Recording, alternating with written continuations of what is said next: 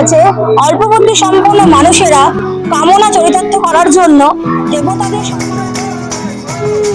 আমি এখন দাঁড়িয়ে আছি মায়াপুর মন্দিরে।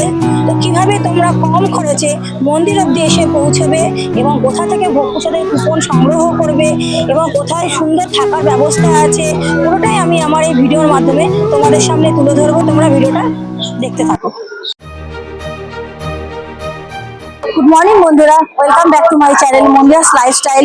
আমি এখন বেরিয়ে পড়েছি, তোমাদের সঙ্গে কোথায় যাচ্ছি পুরোটাই আমি শেয়ার করব। একে অলরেডি ট্রেন ঢুকে পড়েছে। এটি হলো সকাল 9:58 শিয়ালদহ গেদে লোকাল। এই ট্রেনে করেই যাব নৈহাটি।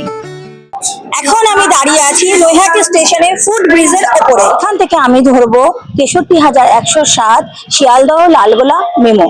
আমি বাহাদুরপুরে নেমেছি, তো আমার ট্রেন চলে যাচ্ছে। এই ট্রেনে আমার ভাড়া পড়লো 25 টাকা। আপনারা যারা শিয়ালদহ থেকে আসবেন তারা 10:28 এই ট্রেনটি ধরে বাহাদুরপুরে পৌঁছে যাবেন। আমি এখন দাঁড়িয়ে আছি বাহাদুরপুর স্টেশনে। স্টেশনটা পুরো ফাঁকাই আছে।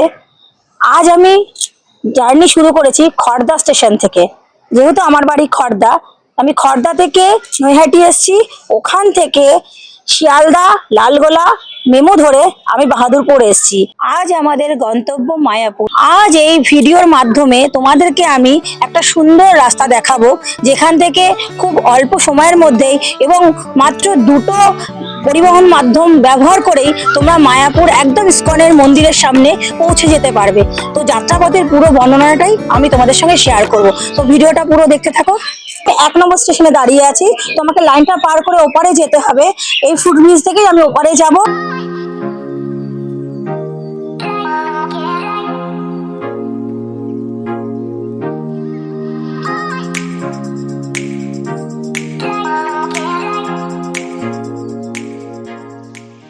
থেকে নেমে আমি সামনের দিকে এগিয়ে চলবো।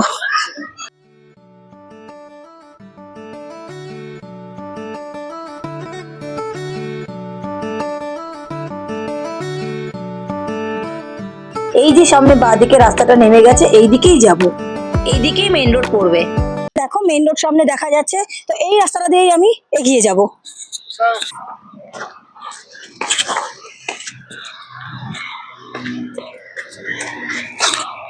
এসে আমার একটা জিনিস ভীষণই মনে হচ্ছে, সেটা তোমাদের সাথে আমি শেয়ার করছি।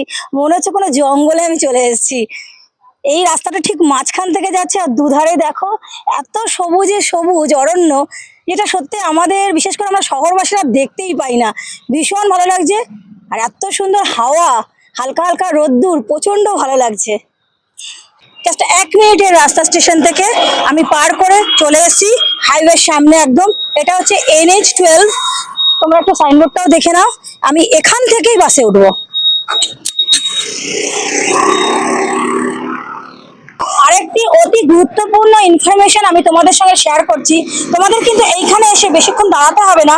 এখানে 10 মিনিট অন্তর অন্তরই তোমরা বাস পেয়ে যাবে, তো যেতে আরো সুবিধা হবে। এখন আমরা বাসে উঠে পড়েছি। আপনাদের সুবিধার্থে বলে রাখি, যে বাসগুলি হুলোরঘাটে যাচ্ছে আপনারা সেই বাসে উঠবেন। বাসটি ধুবুলিয়া হয়ে যায়, তাই ধুবুলিয়া বাস স্ট্যান্ডে মাত্র 10 মিনিট দাঁড়াবে। তারপর মায়াপুরের উদ্দেশ্যে রওনা হয়ে যাবে। সময় লাগবে 40 থেকে 45 মিনিট এবং ভাড়া পড়বে মাত্র 30 টাকা। অতএব মাত্র 55 টাকার বিনিময়ে মাত্র দুটি পরিবহন মাধ্যম ব্যবহার করে আপনারা খুব সহজেই পৌঁছে যাবেন মায়াপুর মন্দিরের সামনে।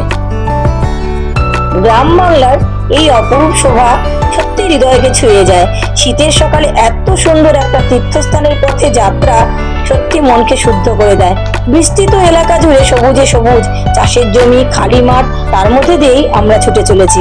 চারিদিকে সুন্দর সবুজে মোড়া প্রাকৃতিক দৃশ্য দেখতে দেখতে কখন জানি মন্দিরের সামনে পৌঁছে গেলাম। এখন আমি বাস থেকে নামছি, প্রচন্ড ভিড়। বাস এসে দাঁড় করেছে একদম মন্দিরের মেইন গেটের সামনে।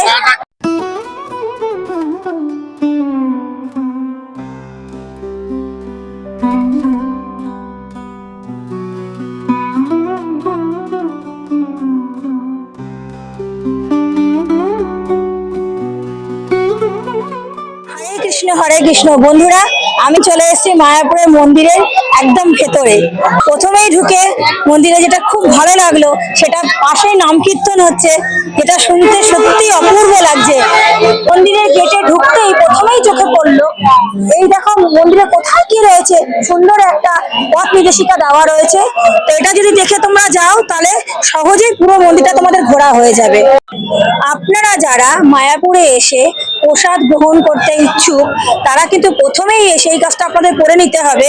এই যে ছোট্ট ছোট্ট কুপন কাউন্টারগুলো রয়েছে, এখান থেকে আপনাদের কুপন সংগ্রহ করে নিতে হবে এবং এটা কিন্তু নির্দিষ্ট একটা সময় আছে, সময়ের বাইরে আসলে কিন্তু এখান থেকে কুপন আপনারা পাবেন না। যেহেতু আজকে 1 জানুয়ারি, আমার একটু দেরি হয়ে গেছে আসতে, সেহেতু ম্যাক্সিমাম কুপন কাউন্টারগুলো বন্ধ হয়ে গেছে, একটা মাত্র কাউন্টার খোলা রয়েছে। আর এখানে সময়টাও আমি বলে দিচ্ছি আপনাদের, সকাল 12টা থেকে 2:30 পর্যন্ত এখানে কুপন পাওয়া যায়। পথ নির্দেশিকা অনুযায়ী আমি মেন গেট থেকে ডান দিক ধরে সমাধি মন্দিরের দিকে এগোতে থাকলাম। ঢুকেই দূর থেকে সমাধি মন্দির দেখতে পেলাম এবং একটি সুন্দর পুকুর, তার মাঝখানে একটি বড় ঝর্ণা মন্দিরের ভেতরে শোভাটিকে আরো দ্বিগুণ করে তুলেছে।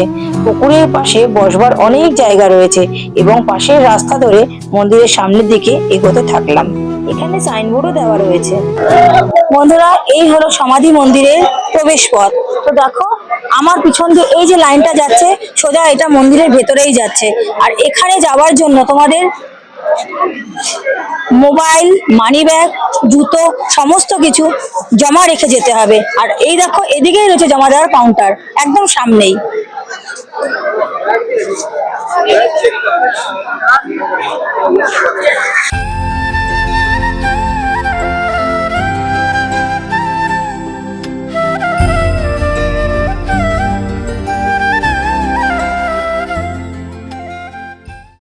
আজ 1 জানুয়ারি, বছরের প্রথম দিন, তাই আজকে প্রচুর লোকের সমাগম এখানে।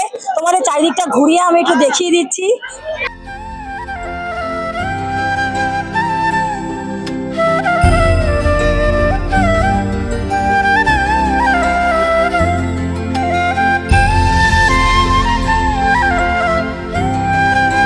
এখানে প্রচুর জায়গা রয়েছে, এখানে সবাই কোথাও গাছের নিচে, কোথাও বা মাটিতে সবাই বসে জায়গাটাকে উপভোগ করছে।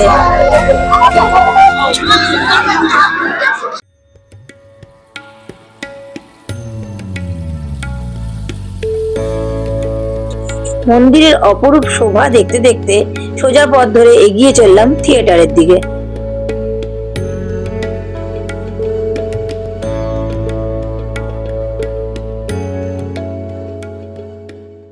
এসে যারা গৌরাঙ্গ দর্শনের মুভি দেখতে চান, তারা এখানে এই যে সামনেই গেট রয়েছে, এখান থেকে ঢুকে ভেতরে গিয়ে মুভি দেখতে পারেন।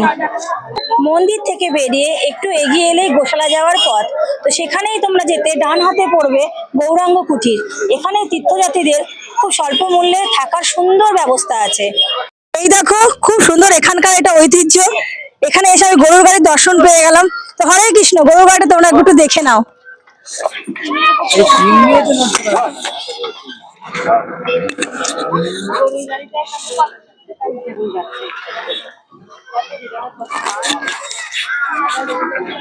এই গরুর গাড়িতে করে তোমরা যদি গোশালার সামনে যেতে চাও, তাহলে তোমরা সহজেই যেতে পারো। মূল্য মাত্র 10 টাকা। 5 মিনিট হাঁটা পথ, আমি জাস্ট হেঁটে এসে আমি গোশালার সামনে এসে পৌঁছেছি। তোমরা যারা হাঁটা পথে আসতে না চাও, তারা ওখান থেকে টোটোও পাওয়া যায়, টোটো করে সোজা এখানে চলে আসতে পারবে। এবার ভেতরটা তোমাদের আমি একটু ঘুরিয়ে দেখিয়ে দিচ্ছি।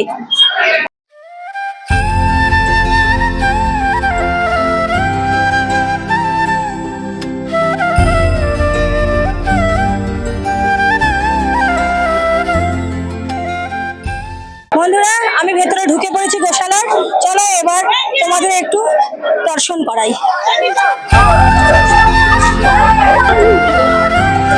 তোমাকে কেউ আদর করছে না? আসো আসো আসো, একটু কাছে আসো।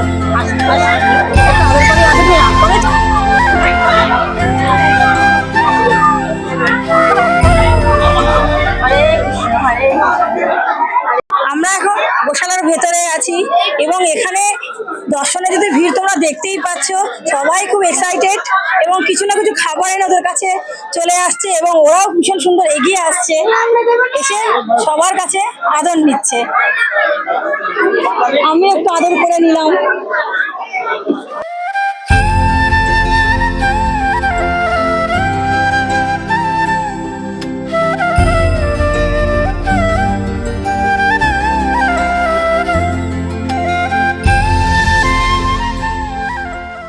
বন্ধুরা, এখানে অনেক বড় এরিয়া জুড়ে আমার যতটা মনে হলো বিভিন্ন প্রজাতির গরু এখানে রয়েছে, আর এরা এত দর্শনার্থী দেখে এরা রীতিমতো একটু ঘাবড়ে গেছে।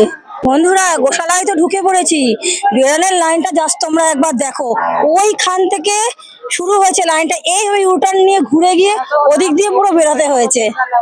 তোমরা যারা এখানে ঘুরতে এসে দুধ জাতীয় প্রোডাক্ট অর্থাৎ ঘি, তারপর ছানা, মাখন এগুলো কিনতে চাও, তো এগুলো একটা কথা বলে রাখি, এখানে যে গরুগুলো রয়েছে তাদের দুধ থেকেই তৈরি করা হয়, তো এখান থেকে তোমরা কিনে নিতে পারবে।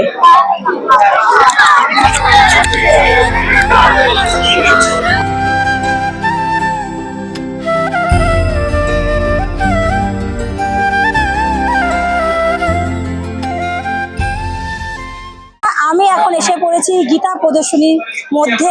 তো দেখো, এখানে ছোট্ট ছোট্ট স্টলে বিভিন্ন রকম জিনিস এখানে পাওয়া যাচ্ছে।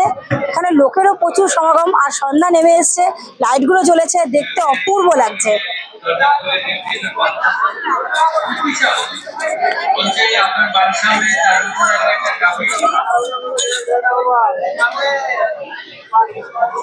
কষ্ট পেয়েছিল, তাকে পুরো দিয়েছে। এই শিল্পগুলোটা আমার এটা জানা।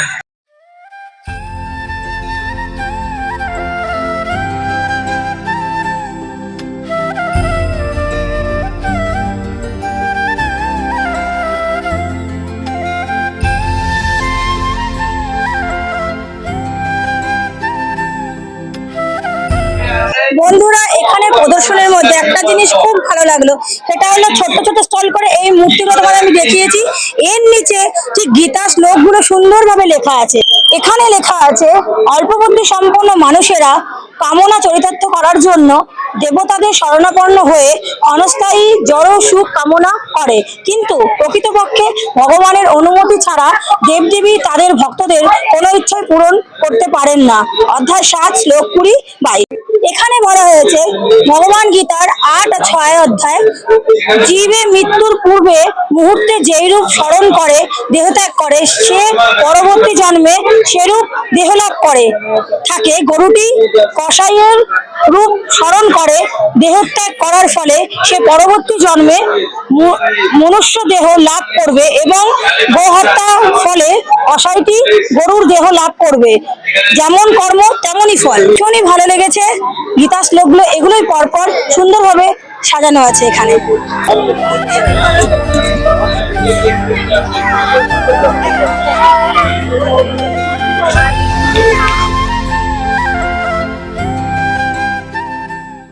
গীতা প্রদর্শনী থেকে বেরিয়ে বন্ধুরা গদা ভবনে যাওয়ার সময় রাস্তায় পড়লো অপূর্ব সুন্দর নাম সংকীর্তন।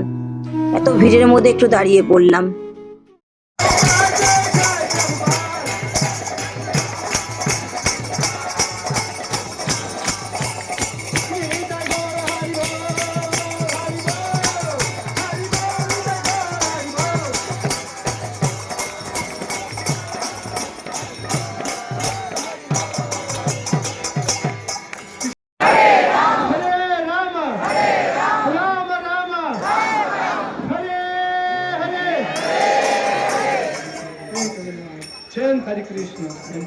বন্ধুরা, এই হলো গদা ভবন গেস্ট হাউস।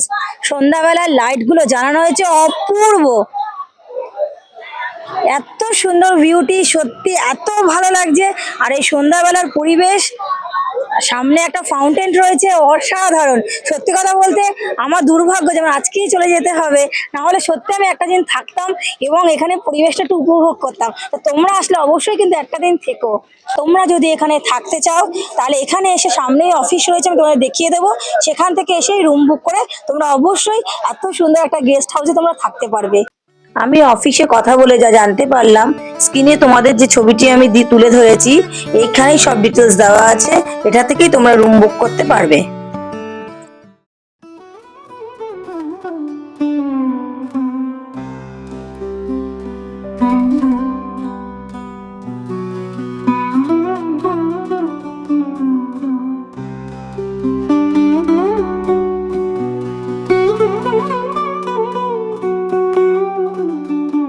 বন্ধুরা, আমার ঘোরার পালা শেষ। সারাদিন বছরের প্রথম দিন একটা সুন্দর তীর্থস্থানে আমার সময়টা কাটলো। আমার ভীষণই ভালো লাগছে। পুরো সারাদিনের অভিজ্ঞতাটা আমি ক্যামেরা বন্দি করলাম, অবশ্যই তোমাদের সাথে করে। তো এখন বুঝতেই পারছো সন্ধ্যা নেমে এসছে, ঠান্ডা আস্তে আস্তে খুবই পড়ছে। আমি ঠিক যে রাস্তাতে এসেছি আমি সেভাবেই ফিরে যাব। তো আমি তোমাদের সাথে সেটা শেয়ার করব, আমার সঙ্গে দেখতে থাকো। বন্ধুরা, যে বাসটি করে আমি এসেছি এখন ঠিক সেই বাসটি করেই ফিরে যাব, কিন্তু আমি বাহাদুরপুরে আর নামবো না, কারণ ওখানে এখন ট্রেন নেই। আমি সোজা চলে যাব কৃষ্ণনগর। তোমরা এইভাবেও বাড়ি ফিরতে পারো। মন্দিরের সামনে থেকে বেরিয়ে আমি সোজা যে বাসে আমি করে গিয়েছিলাম সেই বাসে আবার কৃষ্ণনগর স্টেশনে আমি ফিরে এসেছি। তো এসেই 8টায় আমি কৃষ্ণনগর সিটিটা পেয়ে গেছি। এটা থেকে এখন ডিরেক্ট আমি যাব খড়দা, যেহেতু আমি খড়দায় থাকি, আর তোমরা অনায়াসে শিয়ালদায় চলে যেতে পারো। তো আমার ভিডিওটা কেমন লাগলো তোমরা অবশ্যই আমাকে কমেন্টে জানিও। ভালো লাগলে লাইক শেয়ার করো, আর যারা নতুন তারা আমার চ্যানেলটাকে সাবস্ক্রাইব করে আমার পাশে থেকো। Good night.